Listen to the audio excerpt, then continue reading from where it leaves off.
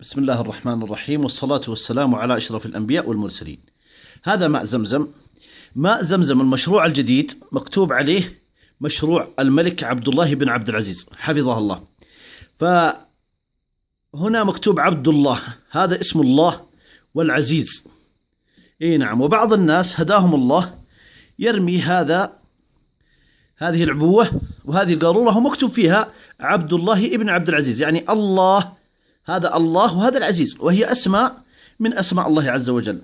فكما سبق وأن أخبرنا أحد الإخوان جزاه الله خير، بخة عطر، بخة واحدة تكفي، وتمسح بهذا الشكل بسيط، تمسح بهذا الشكل. وجزا الله من أعان على نشر هذا المقطع كل الجزاء.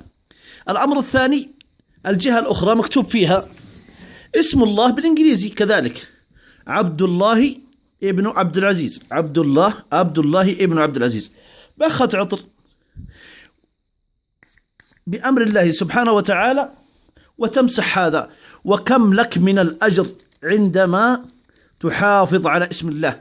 فذلك رجل وجد في السلف الصالح ورقة مكتوب عليها اسم الله، فأخذها ومسح ما عليها من الغبار، ثم قال لأهله ائتوني بأفضل طيب، فطيب اسم الله ثم رفعه، فرأى في المنام طيبتنا طيبناك، رفعتنا رفعناك. أسأل الله يجزانا وإياكم خير. سامحونا، ولكن حفاظا على أن لا يرمى اسم الله في محل النفايات.